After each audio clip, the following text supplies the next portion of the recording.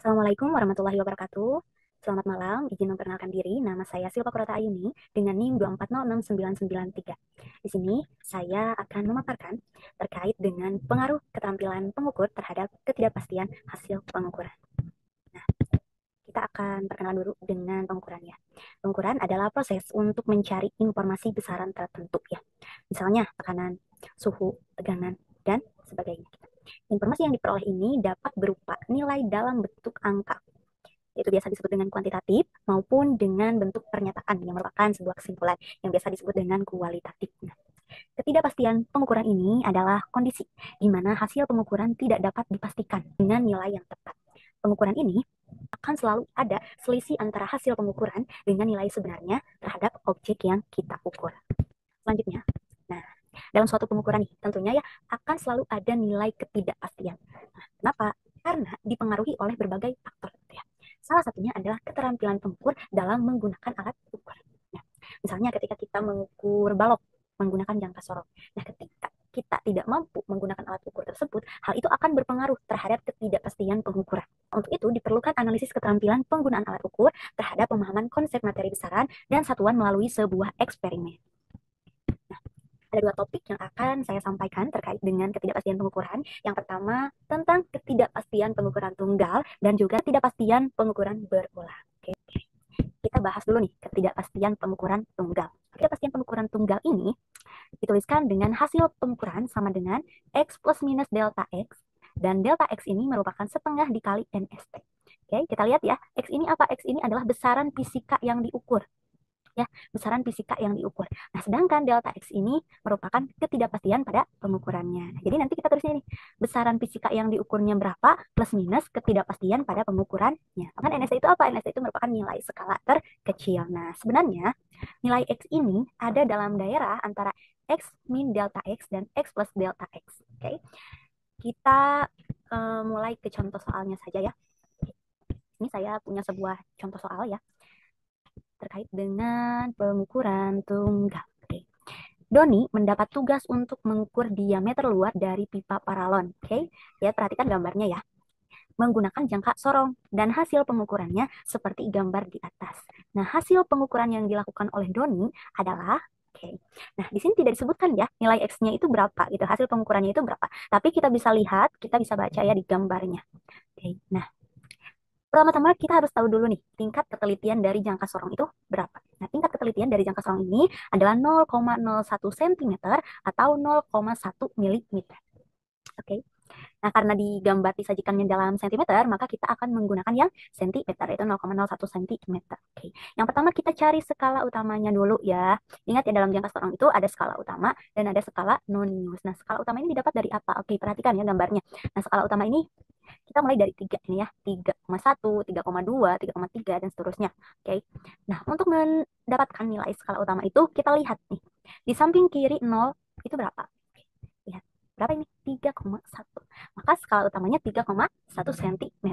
Nah, selanjutnya skala nonius. Nah, skala nonius ini bisa kita dapatkan dengan melihat di mana sih garis yang berhimpitan. Oke? Di mana? Nah, di sini kan ya, di 7. Dan ingat, untuk skala nonius itu kita harus mengalihkan dengan ketelitiannya. Jadi 7 dikali 0,01 sama dengan 0,07 cm. Lalu kita jumlahkan dengan skala utamanya. Maka kita dapatkan X-nya berapa? 3,17 cm. Oke. Nah, kita udah dapat X-nya. Tinggal kita cari delta X-nya. Tadi cara mencarinya adalah setengah dikali NST ya. Nilai skala terkecilnya itu yang ini ya, teman-teman. Oke. Tadi setengah dikali 0,07. Berapa? 0,05 cm. Maka hasil pengukurannya, kita masukkan X-nya 3,17 plus minus 0,05 cm. Selanjutnya, kita akan ke ketidakpastian pengukuran berulang. Oke, kita langsung saja ya ke contoh soalnya. Ini adalah sebuah tabel terkait pengukuran pensil ya, menggunakan mistar ya. Mistar ini menggunakan mistar. Nah,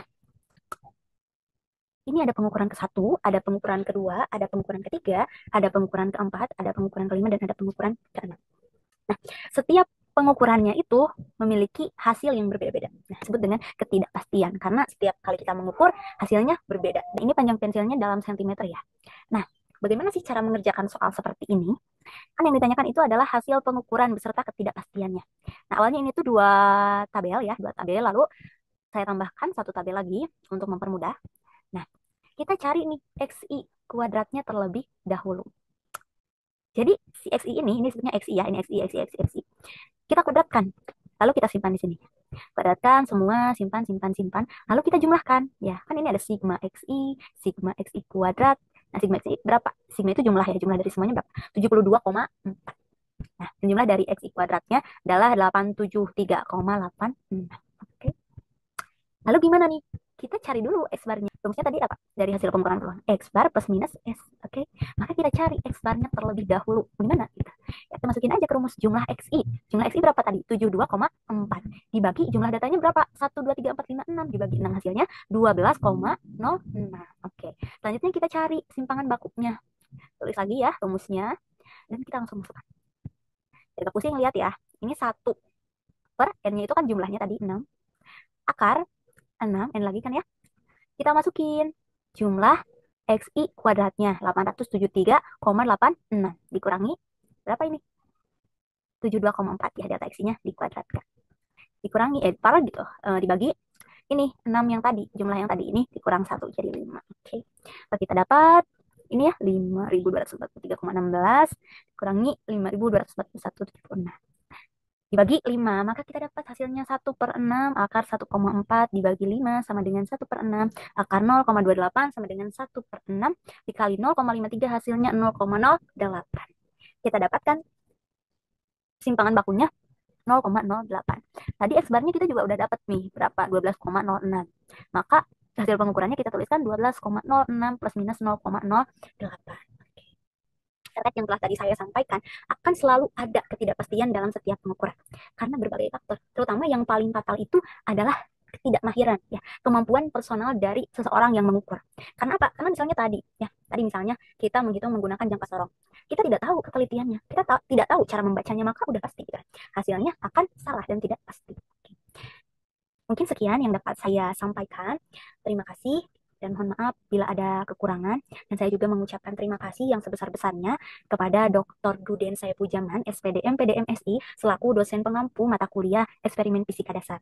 Saya Silva Kurata Ayuni dengan NIM 2406993, pamit undur diri. Terima kasih. Wassalamualaikum warahmatullahi wabarakatuh.